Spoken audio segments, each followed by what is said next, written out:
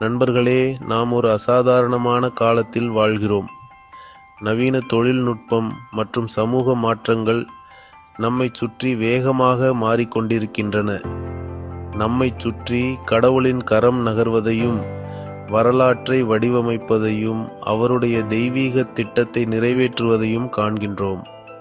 இந்த மாற்றங்கள் எங்கள் வாழ்க்கையை எவ்வாறு பாதிக்கின்றன என்பதையும் நாம் சிந்திக்க வேண்டும். 2025 நோக்கி பார்க்கும்போது வேதங்கள் எதிர்காலம் என்னவென்று நமக்கு ஒரு பார்வையை அளிக்கின்றன. ஆம், பெரிய மாற்றத்தின் காலம், ஆனால் வளர்ச்சி, நம்பிக்கை மற்றும் தெய்வீக தலையீட்டிற்கான மகத்தான வாய்ப்புகளின் காலமும் கூட. இந்த காலத்தில் நம் நம்பிக்கையை உறுதிப்படுத்துவது அவசியம். நம்முடைய கர்த்தரும் இரட்சகருமானவரின் மகிமையான வருகைக்கு முன்னதாக தீர்க்க தரிசனங்கள், அறிகுறிகள் மற்றும் அதிசயங்களை பற்றி பைபிள் கூறுகிறது. இந்த அறிகுறிகளை நம் வாழ்க்கையில் எவ்வாறு அடையாளம் காணலாம் என்பதையும் நாம் ஆராய வேண்டும். நாளையோ அல்லது நேரத்தையோ நமக்கு தெரியாவிட்டாலும் விழிப்புடன் இருக்கவும், ஆன்மீக ரீதியில் தயாராக இருக்கவும் தேவைப்படும் உலகத்துடன் நம்பிக்கை மற்றும் இரட்சிப்பின் செய்தியை பகிர்ந்து கொள்ளவும் அழைக்கப்படுகிறோம். இந்த அழைப்பை நாம் எவ்வாறு நிறைவேற்ற முடியும் என்பதையும் சிந்திக்க வேண்டும். இன்று வேதாகமத்தில் ஒன்றாக ஆராய்ந்து 2025 பற்றி பைபிள் நமக்கு என்ன சொல்கிறது என்பதை கண்டுபிடிப்போம். இந்த ஆராய்ச்சி நமக்கு புதிய வெளிச்சத்தை அளிக்கும். இந்த தீர்க்க தரிசனங்களை புரிந்து கொள்வது நம் இதயங்களை பயத்தால் நிரப்பாது, ஆனால் எதிர்பார்ப்புடன், புதுப்பிக்கப்பட்ட நோக்கத்துடன், கடவுளின் அன்பான அரவணைப்பிற்கு நெருக்கமாக வர வேண்டும் என்ற வலுவான விருப்பத்துடன் நிரப்பும் என்று நான் நம்புகிறேன். இந்த பயணம் நமக்கு ஆழ்ந்த ஆன்மீக அனுபவத்தை வழங்கும். உலக மேடையில் தோன்றும் ஒரு கவர்ச்சியான தலைவரை பற்றி வேதங்கள் பேசுகின்றன. அவர் அமைதி மற்றும் ஒற்றுமையின் வாக்குறுதிகளுடன் இதயங்களையும் மனதையும் கவர்கிறார்.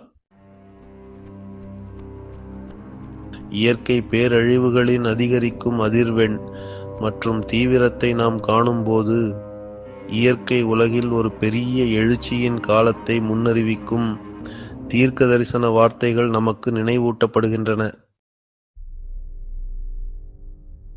அறிவு அதிகரிப்பது மற்றும் தகவல் மின்னல் வேகத்தில் பரவுவது பற்றிய தீர்க்க தரிசனங்களை நிறைவேற்றும் வகையில் நாம் முன்னெப்போதும் இல்லாத தொழில்நுட்ப முன்னேற்றத்தின் காலத்தில் வாழ்கிறோம். மிகுந்த உபத்திரவத்தின் காலத்தை பற்றி பைபிள் பேசுகிறது. தேசங்கள் தேசங்களுக்கு எதிராக எழும், அமைதியின் அடித்தளமே அசைக்கப்படும் காலம். ஆனால் இந்த சவால்களுக்கு மத்தியிலும் நண்பர்களே, நம்பிக்கை இருக்கிறது.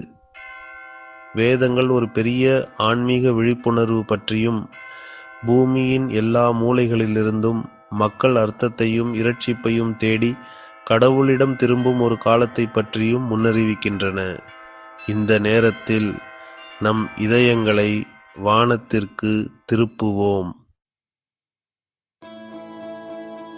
நண்பர்களே, நம் காலத்தின் சிக்கல்களை நாம் கடந்து சென்று எதிர்காலத்தை நோக்கி பார்க்கும்போது நம் பயணத்தில் நம்முடன் இருப்பவர்களை நினைவில் கொள்வோம். நாம் தனியாக இல்லை என்பதை நினைவில் கொள்வோம். நம்மை சுற்றியுள்ளவர்களின் ஆதரவு மற்றும் அன்பு நமக்கு உற்சாகம் அளிக்கட்டும். உலகத்தை தனது கைகளில் வைத்திருக்கும் ஒரு வல்லமையுள்ள கடவுளுக்கு நாம் சேவை செய்கிறோம். அவருடைய திட்டங்கள் நமக்கு நன்மைக்காக, நமக்கு நம்பிக்கையையும் எதிர்காலத்தையும் கொடுப்பதற்காக. பயத்துடன் அல்ல, மாறாக அசைக்க முடியாத நம்பிக்கையுடன் நம் வாழ்க்கையை நடத்துவோம். கடவுள் கட்டுப்பாட்டில் இருக்கிறார் என்பதை அறிந்து எதிர்காலத்தை எதிர்கொள்வோம். நம் நம்பிக்கை நம்மை வழிநடத்தட்டும். நாம் சந்திக்கும் ஒவ்வொருவருடனும் அவரது நம்பிக்கை மற்றும் இரட்சிப்பின் செய்தியை பகிர்ந்து கொண்டு அவர்களின் வாழ்க்கையிலும் நம்பிக்கையை விதைப்போம்.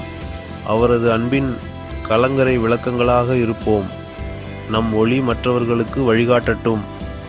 எதிர்காலம் கல்லில் அமைக்கப்படவில்லை என்பதை நினைவில் கொள்ளுங்கள். நம் செயல்கள் மற்றும் தேர்வுகள் அதை வடிவமைக்கின்றன.